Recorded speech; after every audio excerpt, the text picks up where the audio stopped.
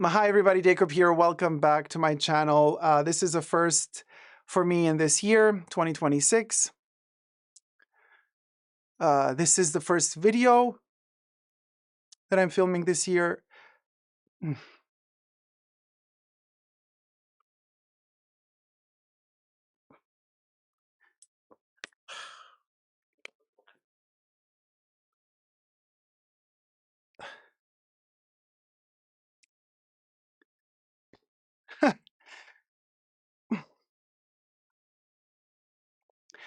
It's a first for many things. Um, it's also the first time I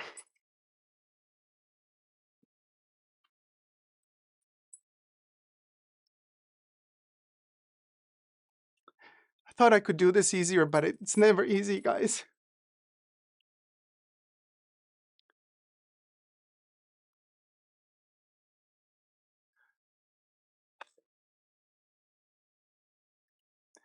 It's the first time I'm filming and streaming without my mother.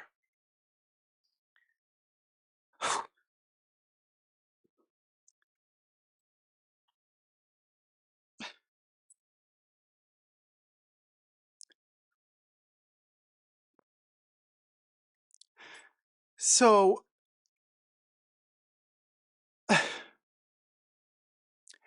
my mom passed away.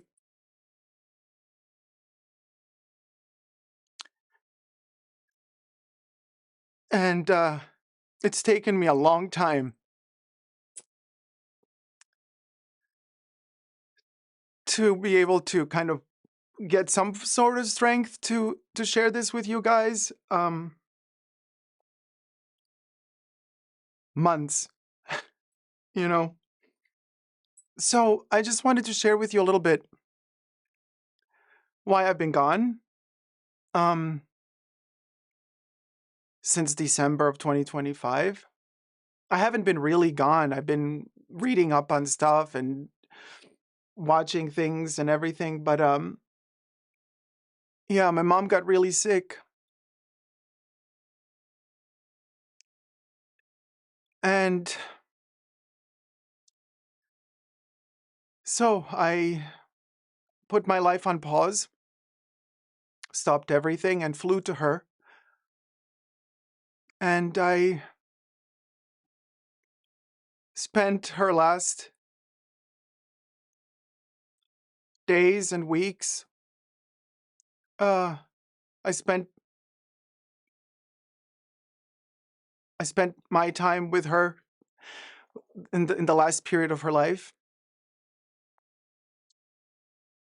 She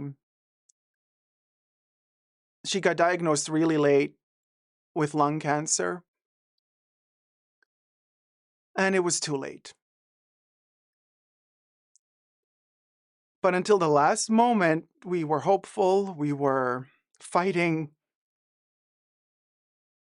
like lions. We were fighting day and night. Um, the last month of her life was really hard. It was painful for her. It was painful for me to see her in so much pain. I know they say parents always want to leave this earth before their children do. That's the natural order of things. But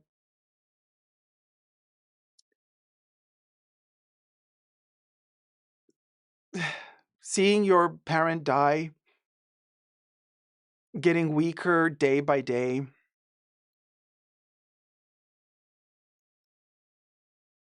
I don't know what to say. It's something a child should not have to see either. I don't think the pain is any less if your mother dies than if your child dies. Um, I have come to this realization pretty soon after my mom passed away. I realized that Granted, if you have a good relationship with your parents, because not everybody does. I'm aware of that. I know that some people just don't have a good relationship with their parents, and they don't talk to them at all, and then they move away when they're young even, and the kids then just don't want to have contact with their parents. And sometimes it's the kids' fault, sometimes it's the parents' fault, sometimes it's nobody's fault, sometimes it's just sometimes it's a third party's fault. I don't know. But in my case, I had a wonderful relationship with my mom. She loved me very much. I loved her. I love her still very much. And so I came to this realization pretty soon after she passed away that I died with her.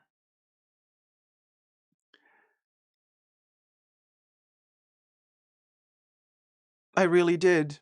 It's you who you are is gone after your parents die. And I'm an orphan now, officially. Right? All my grandparents are gone, my father and my mother are gone. So you die when they die. And then somehow you realize you're still alive. So it's like you're reborn again. And then you have to redefine yourself. You have to re-find yourself. You have to grow again from zero. But with this, it's like a new birth, but you're carrying this extra load of pain and misery with you on the way. So all you can do is hope that this new you that is there after they're gone, that this new you is going to be a good person with empathy, with heart, understanding, love. It's like you have to learn everything all over again. It's so debilitating. It's so debilitating. And and then the days pass, life goes on. Life doesn't ask you, "Oh, do you need a minute, honey?" No.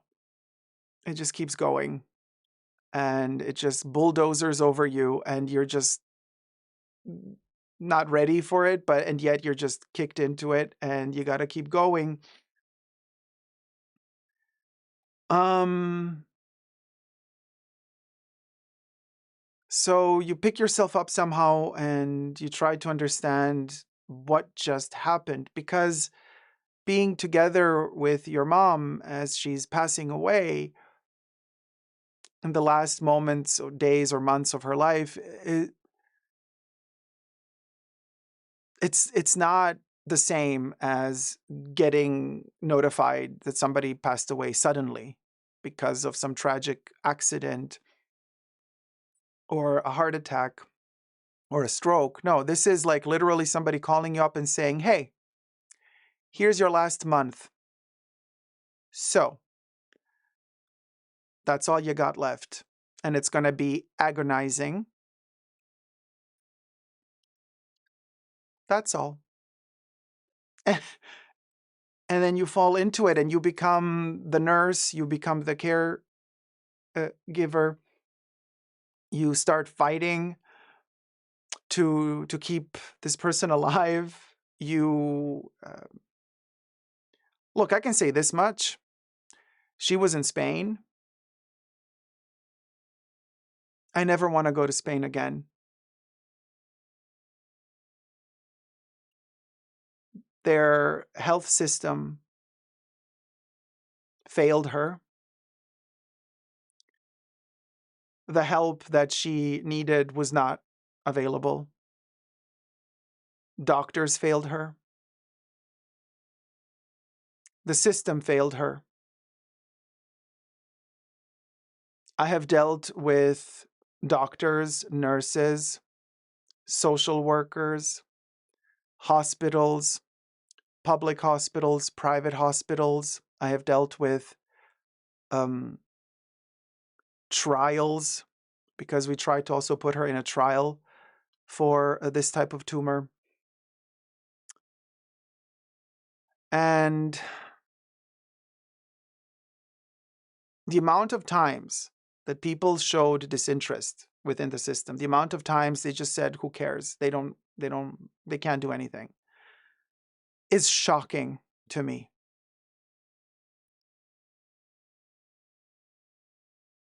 And it's not just my mom, it's many, many, many people that are in the same situation in Spain right now.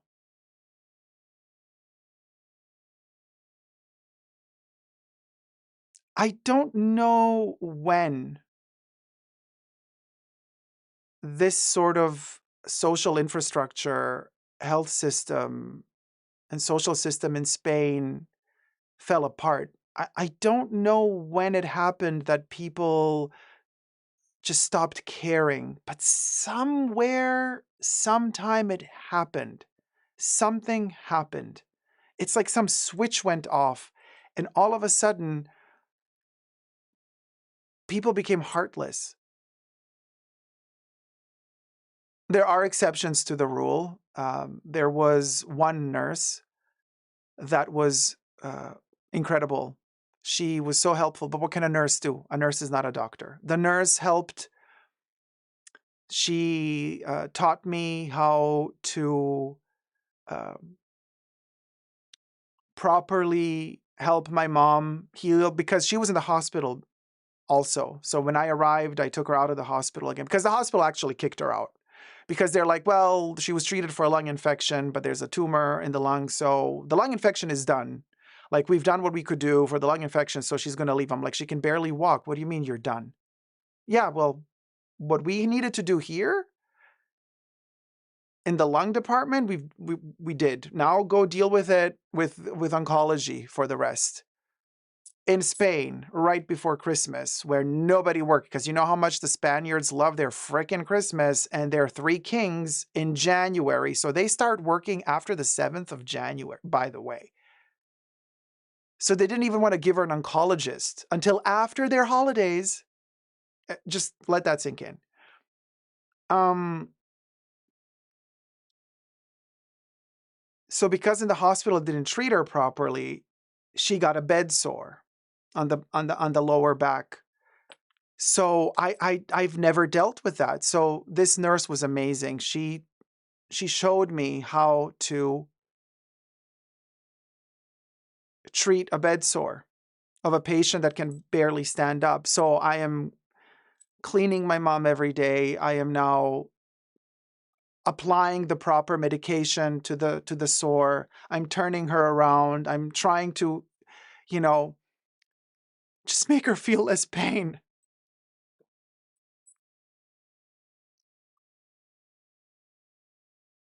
And this nurse was amazing. She came a couple of times to the house to check up on us, and I learned how to do it, and I was really good at it. And I got to say, at least that part we won. We lost the battle with her tumor, but we won the battle with that bed sore. It was almost completely healed.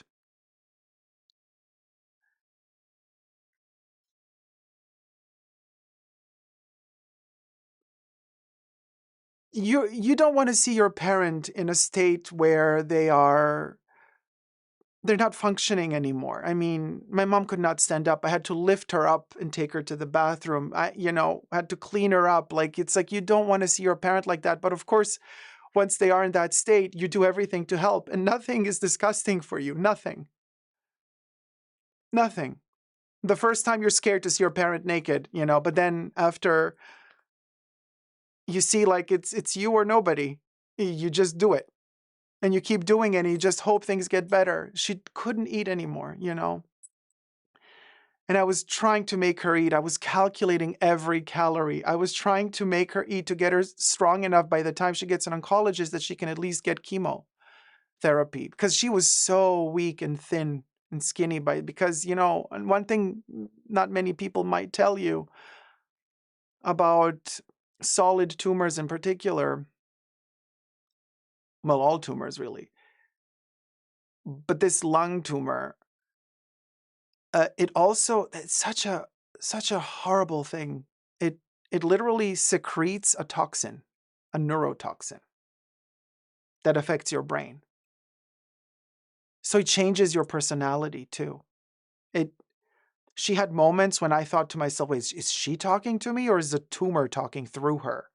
It was this like evil entity trying to attack her. And sometimes she would say stuff that made no sense. She would call herself, uh,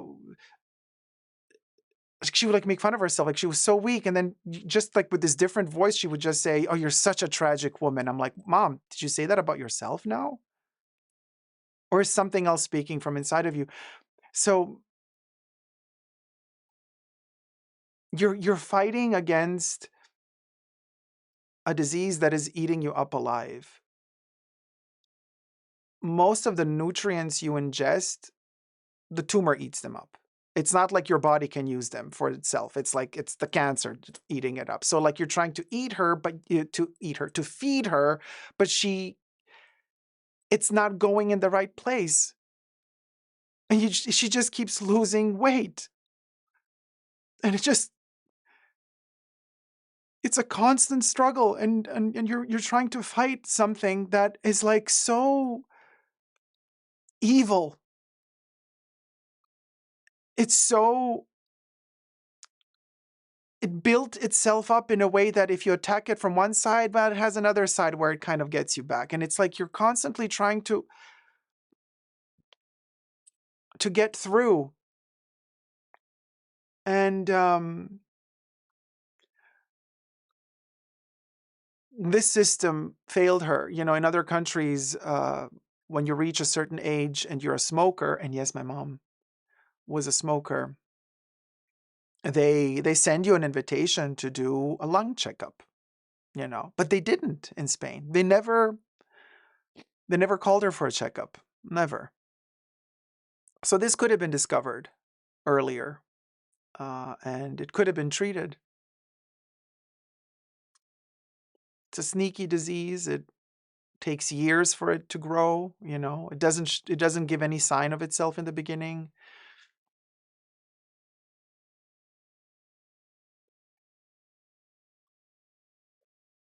And my mom was living with her sister, also sick with cancer, a different type. And so I was there with family. I was not alone. I was with family, taking care of both of them, actually. Plot twist, right?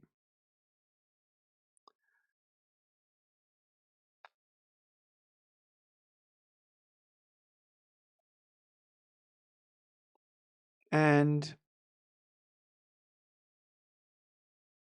shortly after my mom passed away, my aunt passed away.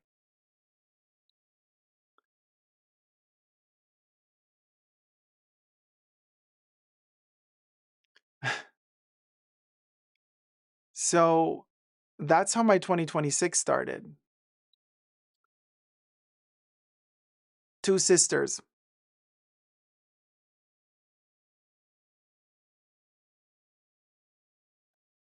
My aunt lived a little bit longer than my mom. She managed to say goodbye to her, before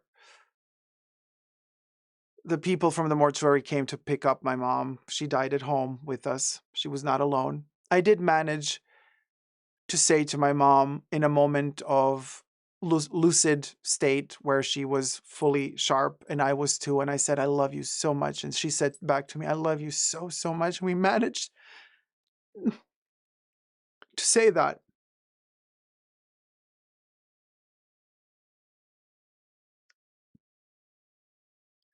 That's a good thing. That's a good thing because that's something that I'll carry with me for the rest of my life. Having that vivid memory of my mom having that exchange with me shortly before she passed.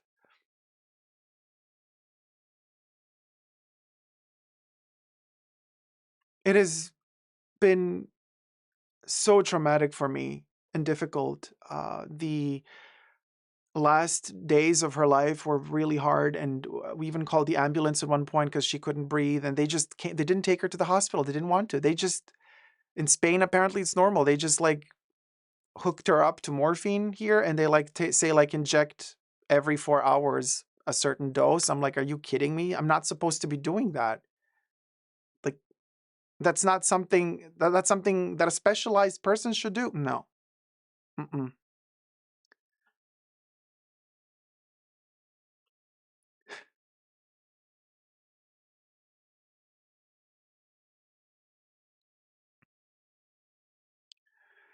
So,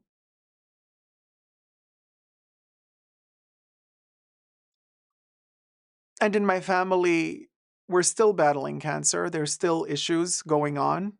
So it ain't over yet. I'm still uh, pretty much in the middle of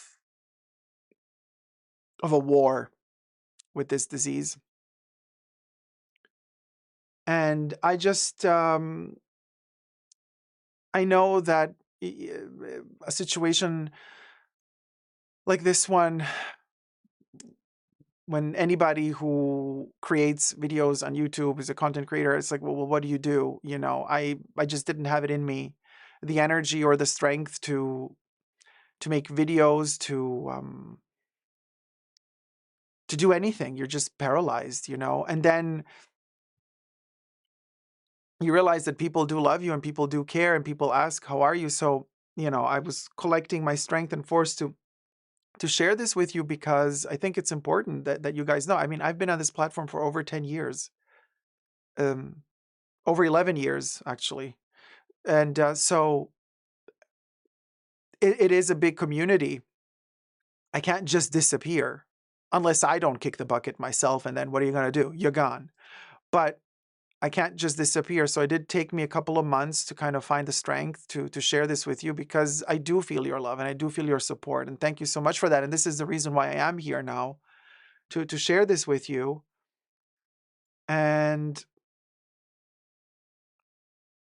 to hope that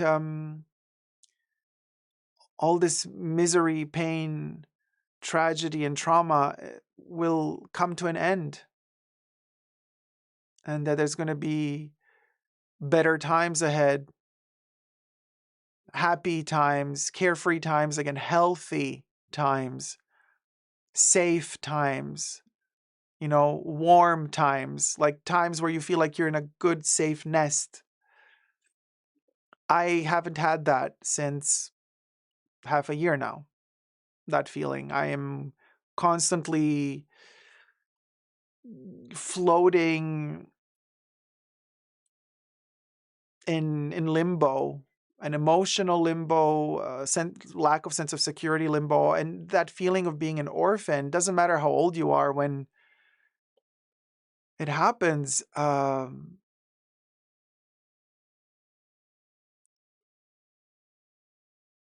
It just feels like falling deeper and deeper and deeper, and it's a darkness that just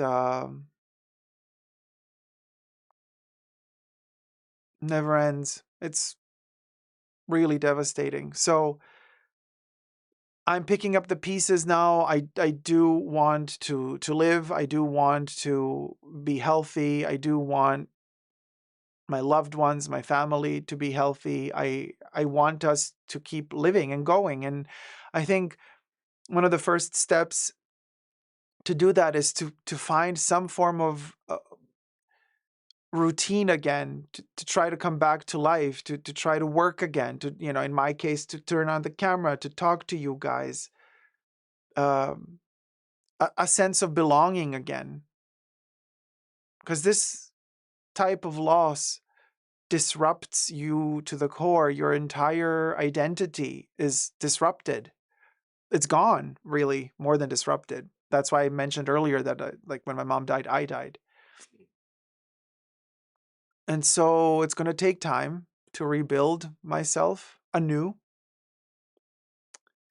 And I hope you're going to be there with me for the ride.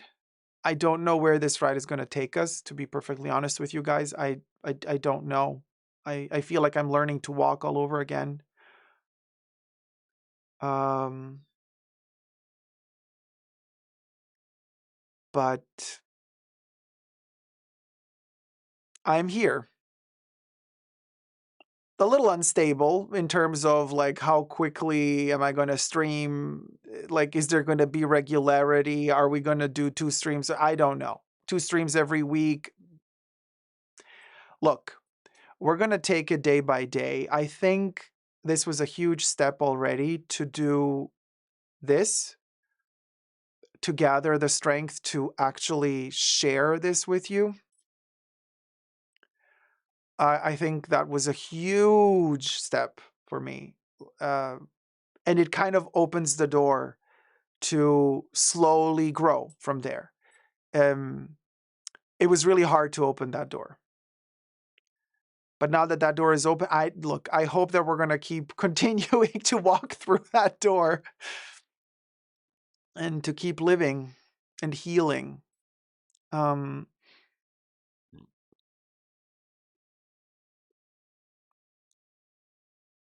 yeah. And thank you everybody for sticking with me all these months, even though I was non-existent. For writing me, for sending me your love, asking how I'm doing. Like, it really meant the world to me, and it does still mean the world to me because it's what kept me going.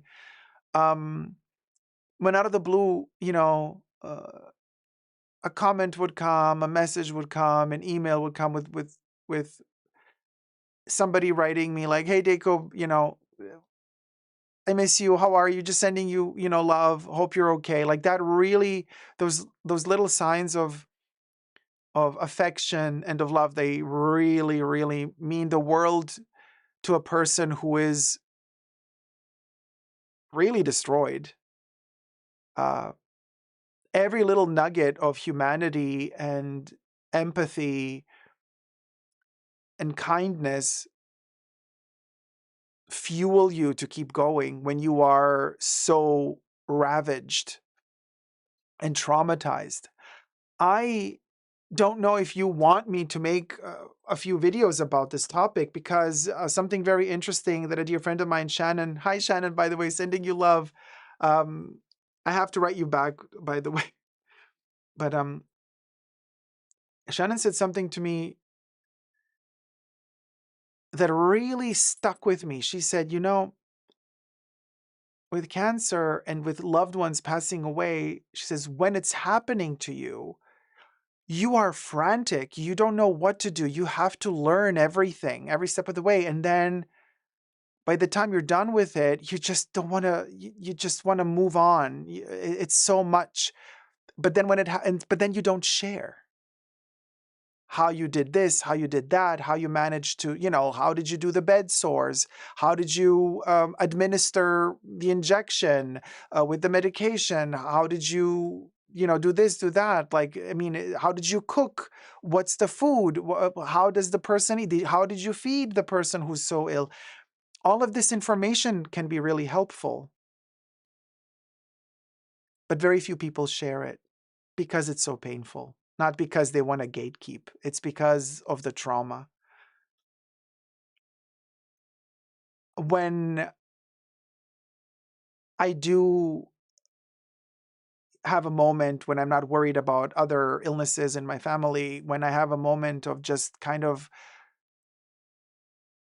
just a nugget of kind of free mind space, I go right back to grieving, right back to my mom, and right back to me seeing her in the last days where she's out of breath and eyes open and just like fainting. And I mean, it's a nightmarish vision. It hits me like a dagger every time, and I just go, and then I get heart palpitations, and I start hyperventilating almost, and it you go through this when you're grieving. It's a lot. The pain is a lot. The trauma is a lot. It's like PTSD. It's like coming back from war. And, you know, when they show it in movies, you never think of it. It's not really like that. They're exaggerating this just for the sake of a movie. You know, when a soldier comes back from war and then they're back home, and then in the movie they edit in the scenes of like flashbacks, like the guy's normally just like shopping in a supermarket, and all of a sudden there's a flashback and we see a scene of him in the trenches on the battlefield, and he's all dirty and hasn't like washed or slept in days, and has like, you know, tugging to a gun, and then there's like grenades falling all around, and it's like this PTSD keeps coming back. Well, that's the same thing I'm getting in this cancer war, right? And I'm in the trenches fighting to protect my mom, and it didn't work. I didn't win. And so yeah, I see this as a form of PTSD. Dealing with it is very difficult. Very difficult. I think maybe this might warrant a video. Let me know in the comments below if I'm sure a lot of people are going through this. I just read statistics the other day. 1 out of 5 people end up getting cancer on the planet. That's a lot, you guys. That's a lot to deal with. Now, the good news is some people make it through and are cancer free. They do manage to heal. So not every cancer is a death sentence. That is true. But nevertheless, even the ones that are not a death sentence, still, you who are going through it and your loved ones who are going through it with you, it's still traumatic. It's still scary. Chemotherapy is super scary. Not knowing the outcomes of what's going to happen after a CT scan, what's going to happen after a PET scan, what's going to happen after a PET CT scan, PET MRI. Yeah, there's different types. I know all of it. And you're dreading and waiting, and every time a phone call, every time the phone rings, I get heart palpitations because I think the hospital is calling with some bad news. The doctor is going to call with some bad results. The trauma lingers, and it's insipid. It infiltrates every part of your life. So let me know. Let me know down below how we should proceed with this. Nobody likes to talk about cancer. Nobody likes to talk about losing their parents and loved ones. But maybe it helps someone,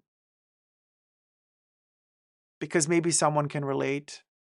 Maybe it helps even just knowing that if you are going through the same thing I'm going through, well, you're not alone, because I'm going through it too. And by me saying it publicly, maybe it helps someone who's also going through it and is feeling alone and doesn't really know how to put it into words to people around them, because they might be afraid that people around them won't understand. And trust me, that's how I feel most of the time. Sharing certain emotions, I feel like, well, what good or what use will it do anybody? Because people just don't care. They just want good vibes. They just want to listen to some nice music in their car on the way home from work. Just want to go out on a date to the movies, have a pizza. So like nobody wants these painful topics. It's like nobody wants to hear about your pain. That's what you think. You kind of punish yourself. You start punishing yourself, thinking, I don't want to alienate my friends, because then they're just going to be like, oh God, Dacob is like calling again and he's going to be crying again. So let's like avoid talking. You know what I mean? You have that fear. You start isolating yourself, which is a form of, I feel, self-punishment, because you try to step away from yourself and just kind of ignore the fact that you're going through something incredibly difficult and painful, and you don't want to burden others. And we tend to forget that we are social creatures. Human beings are not meant to be isolated. We only thrive and live and survive if we are in a group. So friends help a lot. And thank God I have wonderful friends, and that little bit of family that I have left too, who are wonderful, who have helped me and who are still helping me a lot. Um, because had I not had my friends and whatever family I have left, right? My family, I would not have been here today making this video. I don't know if I would have been here at all, because I would have probably stopped eating, would have cried myself to the end, because it's like you lose the willpower to do anything. You just think, well, why are you even living? What's the use of this? If 1 in every 5 people are going to get cancer, if most people kick the bucket because of a heart attack, no matter what you eat, it's going to clog your arteries. Like, the end is coming for all of us. Like, okay, so why are we fighting? Wait, why am I here struggling with anything? Payments, mortgages, credit cards, bills, structure that society inflicts upon, like, what for? Why exactly are we doing all of this? Can somebody give me a memo? Because there's no outcome. There's no positive outcome to it. So you kind of start really getting depressed, right? And then it's your friends and family that pull you out of it. That show you that, hold on a minute, there's the bad sides of life, but then there's also the good stuff. And guess what? The good stuff is really only good in life for a human being, but any living creature, I believe, that has some form of social structure, is unity. Not being alone. Having good social infrastructure that is supporting you, that helps you get through it. And that's worth living for, because you realize that they're there helping you now, but you're going to be there helping them when they need you. So you live for that moment when you can help them, because you know how terrible it is for you to go through this right now, and you don't want anybody to have to go through this. So you live for your friends and for your family, so that when they need you, like you need them now, you're going to be there for them, to help them ease that pain, ease that trauma. That's why we live, to help each other with the pain.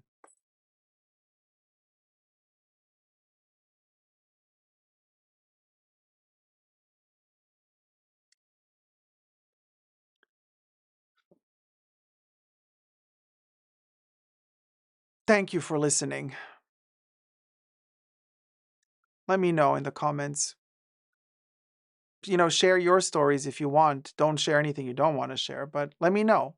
Should we make more videos in this direction? There's a lot to say, but of course, I also don't want to be a burden. I know that my channel has gone through a lot of different iterations, from fashion to sneakers to talking about movies, Twin Peaks. We've had a lot of different art, society. There's a lot. There's a lot that happens on my channel, and now here we are. We're pivoting in this trauma direction. But let me know. We can definitely keep talking. Until then, thank you so much. I love you very much, and I'm so grateful to each and every one of you for literally being here for me and with me all these months, even though I was visually not appearing on camera. It meant and means more to me than you'll ever know, because it really kept me going. So thank you so much. Thumb up the video, subscribe, let me know your thoughts down below, and never give up on love. Bye.